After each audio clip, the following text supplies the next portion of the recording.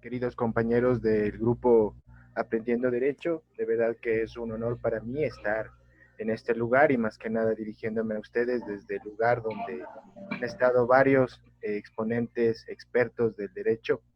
Este lugar, en esta ocasión me ha tocado a mí y agradezco la oportunidad al doctor Juan Carlos por permitirme estar aquí.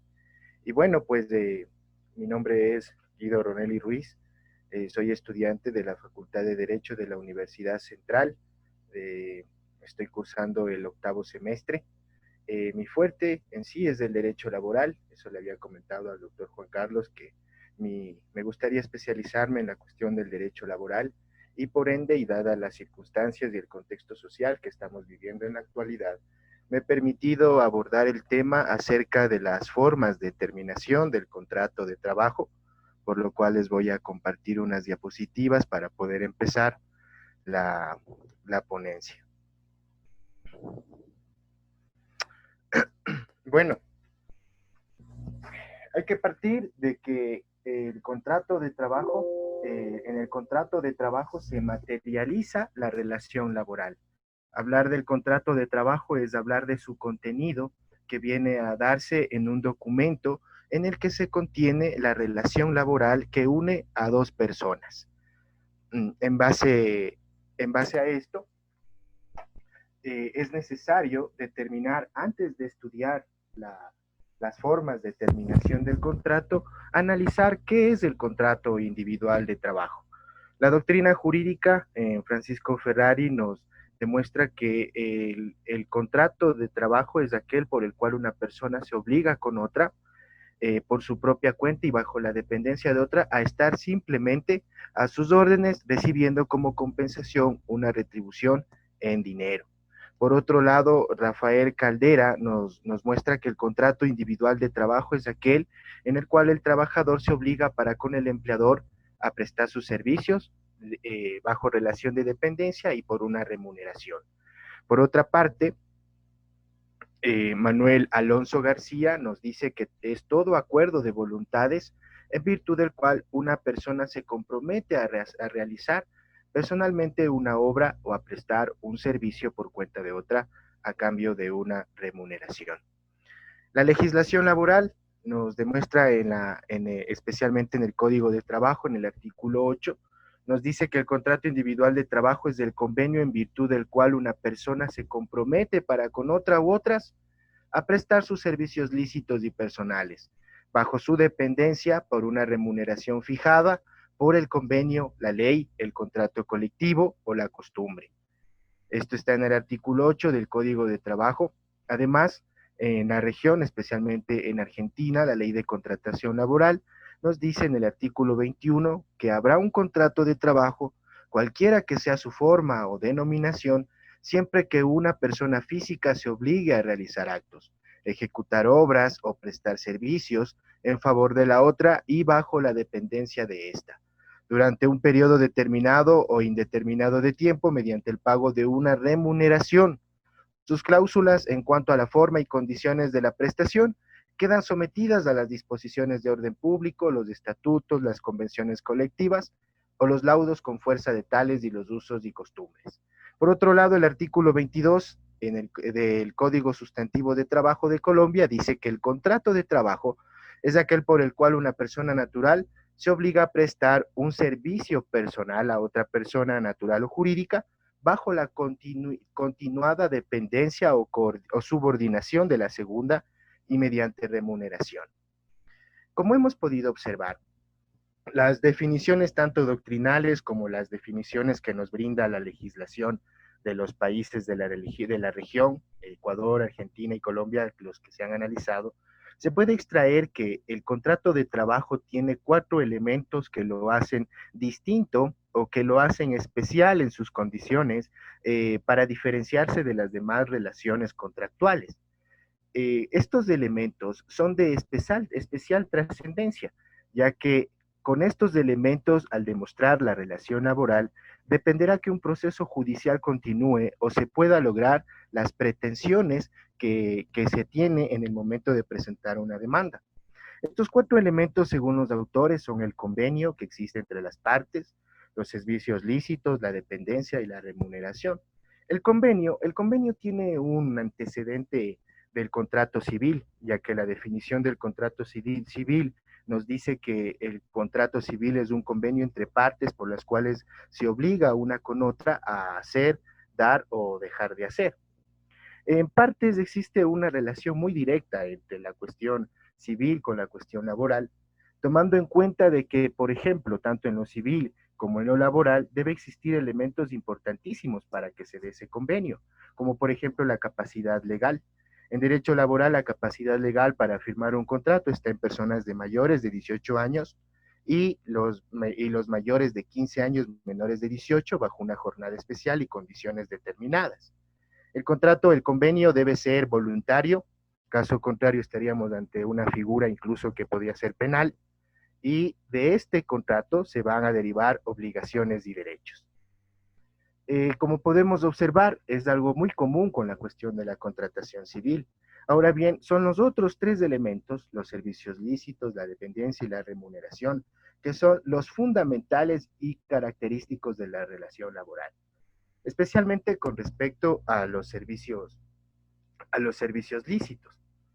Eh, por ejemplo, los servicios lícitos tienen que ser personales, es decir, que no pueden ser subarrendados, no pueden comparecer por terceras personas, lo que nos hace pensar lo que nos hace deducir y concluir que en la relación laboral, la persona que funge y comparece como trabajador siempre va a ser una persona natural.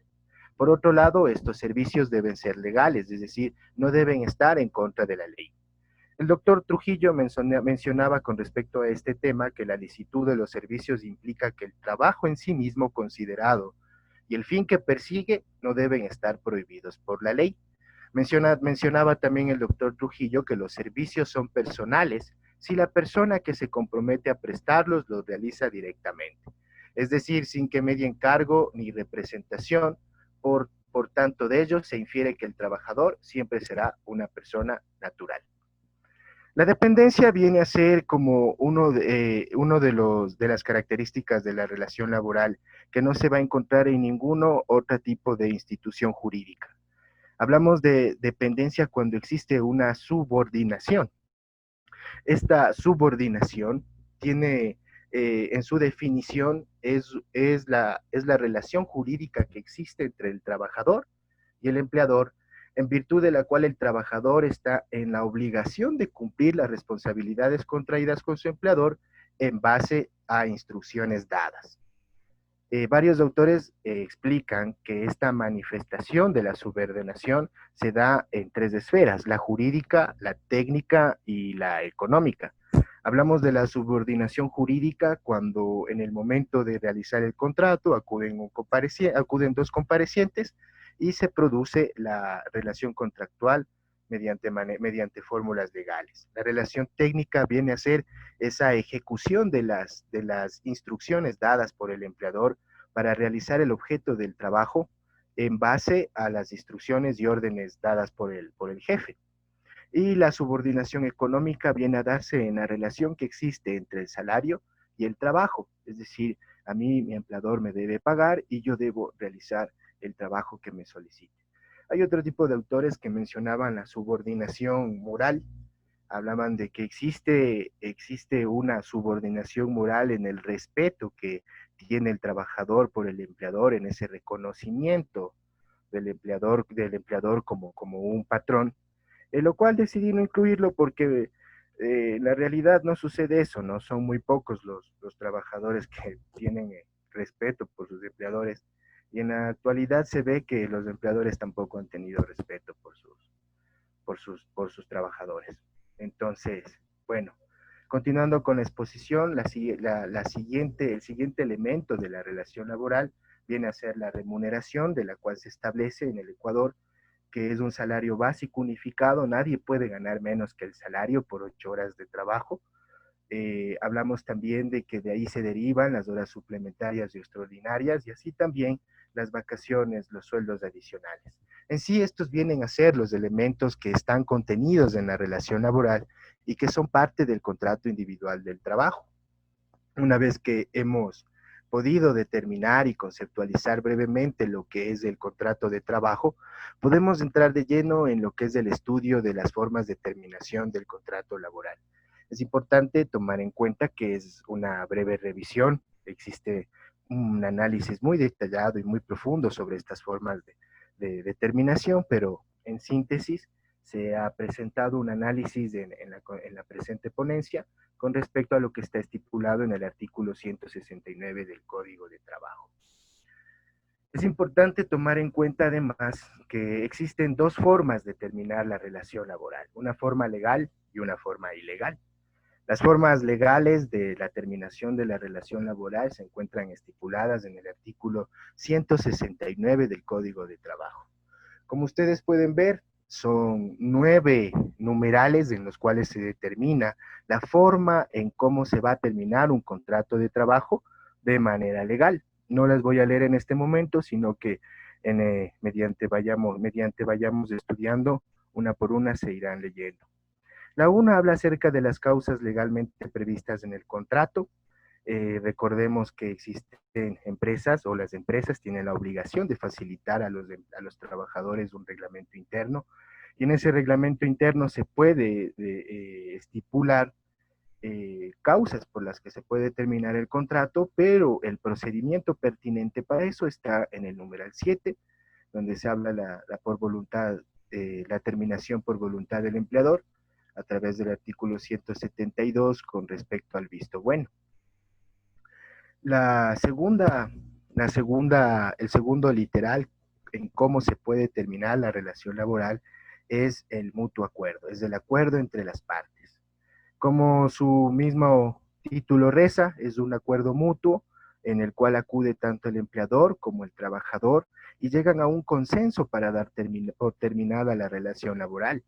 Debemos tener presente que en este consenso el trabajador no puede renunciar a sus derechos. E incluso así lo manifieste escrito y diga, sí, yo le regalo mi salario, yo no quiero mi 13º, yo no quiero mi 14º, que me dé $1 de liquidación. Esa renuncia expresa del trabajador es nula. Entonces, así exista una renuncia o exista un documento expreso en el que se manifieste la renuncia, eso es totalmente nulo. Partiendo de eso, el mutuo acuerdo vendría a ser una negociación para que el trabajador y el empleador lleguen a la terminación del contrato de la relación laboral. El documento que certifica o el documento que avala este mutuo acuerdo es el acta de finiquito. Esta acta de finiquito debe tener 3 elementos importantísimos, los cuales de faltar uno de ellos, puede darse una impugnación a través de la vía judicial. Hablamos de que en el acta de finiquito, en primer lugar, debe estar la constancia del acuerdo. En segundo lugar, el acta de finiquito debe ser pormenorizada, es decir, que se detallará cada uno de los haberes que el empleador le debe al trabajador. Normalmente los que siempre deben estar son proporcional de 13º, proporcional de 14º, liquidación de vacaciones, fondos de reserva y el salario proporcional hasta el día en que el trabajador dejó de trabajar. Aparte de eso, los dineros o montos que hayan podido acordar para mejorar la situación del trabajador. Y por último, debe realizarse ante un inspector de trabajo. Cumplido esto, el acta de finiquito tiene su carácter legal, si no puede ser impugnada a través de la vía judicial. El tercer elemento por el cual se puede llevar a la terminación de la relación laboral es por la conclusión de la obra, periodo de labor o servicios objeto del contrato. Para poder analizar este numeral del 169 es importante traer a colación lo que nos dice el artículo 11 con respecto a los tipos de contrato, especialmente los literales C y E. Este tipo de contratos, por ejemplo, el eventual, el ocasional y el de temporada, deben ser escritos y deben contener el plazo que ha de llevarse para llevar a la conclusión de esa relación laboral. Es importante tomar en cuenta que los contratos eventuales son aquellos en los que se solicita a personal para satisfacer circunstancias del empleador, puede ser una excesiva producción, tal vez en los contratos para cubrir el puesto de una persona que está en periodo de lactancia o una persona que está con licencia de trabajo por accidente de trabajo. Entonces, se mantiene en la misma línea de giro del negocio. Este trabajo eventual este contrato eventual tiene una duración máxima de 180 días continuados o de 360 de forma discontinua, y tiene que pagarse un recargo del 35% mensual. En cambio, con el ocasional no puede durar más de 30 días, y de la misma manera tiene un 35% de recargo, y la característica de este es que se contrata personas para servicios que no tienen una relación directa con la actividad comercial del trabajo. Y también está el contrato de temporada, que son aquellos que, derivados de la costumbre y en determinado momento, se necesita mayor personal debido a la cuestión de mayor producción, como por ejemplo en los contratos que se hacen en Navidad. Estos contratos de temporada tienen una peculiaridad, y es que tienen una característica de estabilidad. Es decir, que el empleador que contrate personal para una temporada deberá contratar al mismo personal el siguiente año. Caso contrario, se podría configurar, o no se podría, se configuraría el despido intempestivo.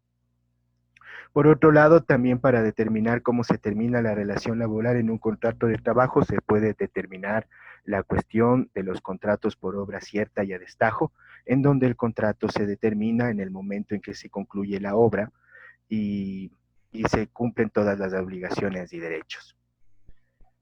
A continuación, el artículo 169 nos habla acerca de el numeral 4, que es por muerte o incapacidad del empleador o extinción de la persona jurídica contratante, si no hubiere representante legal o sucesor que continúe la empresa o negocio. Aquí es importante hacer un paréntesis para saber determinar y para hacer una puntualidad con respecto a lo que es la muerte natural, lo que es la extinción de la persona jurídica, ¿no? La muerte natural es la cesación de las funciones vitales de una persona, de la especie humana. Entonces, cuando una empresa depende de la existencia de esa persona para poder continuar, y sus herederos no pudieran continuar la relación laboral o no pudieran continuar la existencia del negocio, entonces se podrá dar por terminada la relación laboral. Pero si los herederos continúan el negocio, no pueden alegar que como el trabajador hizo el contrato con mi papá, entonces él no conmigo, entonces hasta ahí llega. No, si el negocio continúa a pesar de la muerte del contratante, entonces la persona tiene que gozar de estabilidad laboral. Por otro lado, hablamos de la extinción de la persona jurídica a través de la liquidación o de la quiebra, y el artículo 194 es muy claro en esta cuestión con respecto a esta situación jurídica de las empresas. Nos menciona que en el artículo 194 que en el caso de liquidación de negocio, el patrón debe notificar a los trabajadores con la anticipación de un mes, y esto surtirá los efectos del desahucio. Entonces, es importante tomar en cuenta que las empresas no se liquidan así porque sí, sino que responden a un proceso de liquidación. Eh, de la misma forma, cuando el empleador no ha notificado con el suficiente tiempo determinado en la ley, el 194 nos menciona y dice, si por efecto de la liquidación de negocios, el empleador da por terminadas las relaciones laborales, deberá pagar a los trabajadores cesantes la bonificación e indemnización previstas en los artículos 185 y 188 de este código, que es el Código de Trabajo, sin perjuicio de que las partes hubieran pactado en negociación colectiva. 185 desahucio, 188 despido intempestivo. Y en el tercer inciso nos da una norma que está relacionada a la estabilidad, y dice, si el empleador reabriere la misma empresa o negocio dentro del plazo de un año, sea directamente o por causa interpuesta persona, está obligado a admitir a los trabajadores que le servían en las mismas condiciones que antes o en otras mejores. Esto es importante tomar en cuenta porque en la actualidad se está dando que muchos empleadores chantajean a sus trabajadores diciéndole, no, vamos a liquidar, vamos a quebrar, tienes que firmar la renuncia, si no te quedas sin nada. Entonces, esto es importante tomar en cuenta. Por otro lado, hablamos de la muerte del trabajador o incapacidad permanente y total para el trabajo. Esto está dado en función de la vida del trabajador y tomando en cuenta antecedentes históricos como que antes se ha sabido heredar los puestos de trabajo, lo cual ahora es totalmente ilegal. Y asimismo, la incapacidad permanente tiene sus propias indemnizaciones y el empleador tiene obligaciones con el trabajador, especialmente cuando estos han sido accidentes de trabajo. Como pueden ver, me salto de las 5 a las 7 porque las 6 quisiera tratarle al último, dado que ese es el que se está usando últimamente por la cuestión de la emergencia sanitaria. El 7 y el 8 nos hablan acerca de lo que se conoce como vistos buenos. Cuando es por voluntad del empleador, se recurre a lo que está determinado en el artículo 172 del Código de Trabajo, en el cual se establece cuáles son los causales para que el empleador pueda pedir un visto bueno en contra de su trabajador. Y de la misma manera, en el 173, al contrario, el empleado puede solicitar un visto bueno en contra del trabajador. Estos son procesos administrativos. El inspector de trabajo está en la competencia para determinar si existe o no existe el visto bueno. Las consecuencias son diferentes para cada uno. En caso de que el trabajador se le aceptase el visto bueno, tendrá derecho a las indemnizaciones del 188 y el 185. Y en caso del empleador, la terminación de la relación laboral, y el trabajador no tiene derecho a indemnizaciones ni bonificaciones, sino solo los derechos adquiridos, como son décimos terceros y demás. El número 9 nos habla acerca del desahucio. Recordemos que el desahucio es una figura del derecho civil, a través de la cual una de las partes le anuncia a la otra su decisión unilateral de dar por terminado el contrato. A raíz del 2015, con la Ley de Justicia Laboral, se determinó que solo el trabajador puede hacer el desahucio. El empleador tiene prohibido realizar el desahucio. ¿Cómo se procede con respecto al desahucio? El trabajador notifica al ministerio o al propio empleador con 15 días de anticipación su decisión de terminar la relación laboral. Esto produce que en la liquidación se aumente una bonificación del 25% del último salario recibido por cada año de trabajo. El trabajador no tiene la obligación de presentar o justificar su decisión, simplemente puede hacerlo y manifestar su voluntad y se respetará esa voluntad. Ojo con los 15 días de trabajo, tiene que cumplirlos, ya que si no se lo hace podría caer en abandono de trabajo y perder su derecho a la bonificación del desahucio. Y como veremos más adelante, tener él que pagarle al trabajador, al empleador. Como les había dicho, quería dejarle ya aparte porque es lo que está sucediendo ahorita en el contexto actual con respecto a la emergencia sanitaria.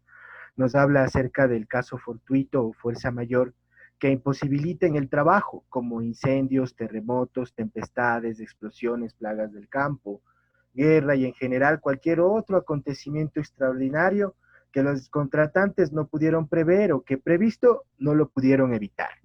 Esta terminación del contrato tiene tres características por las cuales puede darse y es importante definirlas si es que cabe o no cabe. En primer lugar, el requisito fundamental es que debe ser un hecho imprevisto. Nadie pudo prever, eso lo tenemos todos presentes, nadie pudo prever que iba a resultar una pandemia con un impacto social y económico tan fuerte. Entonces, por ese lado lo cumple. Por otro lado, la inimputabilidad del empleador, es decir, que el hecho que va a causar la quiebra de la empresa o la terminación de la relación laboral para que termine de esa manera, no es imputable al empleador. Es decir, que esa posible pérdida que se dé en tanto al contexto no sea por culpa del empleador, por culpa de una mala administración, por no pagar préstamos, por sentencias ejecutoriadas en su contra. Entonces, eso es importante tomar en cuenta y en este caso también lo cumple. La cuestión está en este último punto al hablar acerca de la relación causa y efecto. La causa, el COVID, nosotros sabemos que esa es la causa, pero ahora habrá que determinar si estas terminaciones de contrato se dieron y se dan en relación al efecto que ha tenido esa pandemia en la empresa. Es decir, si es que el empleador de verdad tiene la necesidad de terminar la relación laboral con los trabajadores, por causa de la situación actual, dado que la causa existe, pero el efecto está siendo otro por parte de muchos trabajadores, de muchos empleadores, ya que usando este tipo de figuras, como el que les presento ahorita en pantalla, que se encuentra en el acuerdo ministerial 081, eh, usando este tipo de herramientas jurídicas, se desvinculan de personas que han trabajado para ellos más de 20 años incluso, vulnerando totalmente sus derechos, o con trabajadores que no han llegado que han llegado a cumplir incluso 10, 8 años y terminan con una liquidación de $800, de $400, claro, y eso enmarcado en la ley, porque la ley permite que lo hagan, y así es como lo determina el acuerdo ministerial en el 081, artículo 2, claramente dice: el empleador que alegue la terminación del contrato individual de trabajo, de conformidad con el numeral 6 del artículo 169 del Código de Trabajo, deberá dentro de 24 horas posteriores a la mencionada terminación realizar lo siguiente: registrar en el sistema los fundamentos que sustenten la terminación del contrato individual de trabajo, y dos, notificar al trabajador la terminación del contrato individual de trabajo por cualquier medio de notificación contemplados en las normativas legales y vigentes. El Ministerio de Trabajo realizará los controles y verificaciones necesarias para precautelar el cumplimiento de los derechos de los trabajadores y de la ley. Ahí podemos observar lo que les mencionaba al principio de esa supuesta subordinación moral. Trabajadores que han tenido 12 años, 15 años de trabajo con un mensaje de texto informándoles que han terminado su labor y que recibirán una liquidación que no cumple con sus expectativas.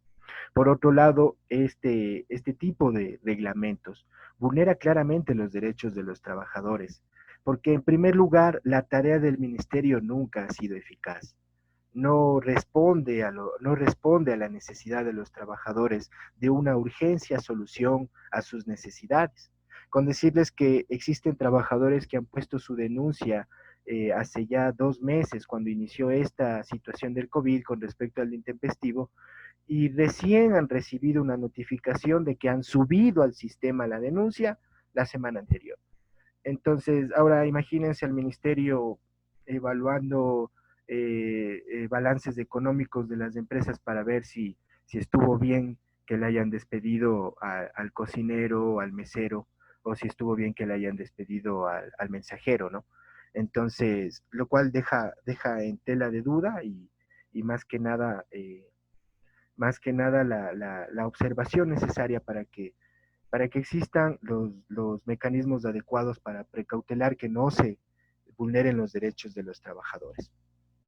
Eso en sí con respecto a las formas legales de la terminación del contrato laboral.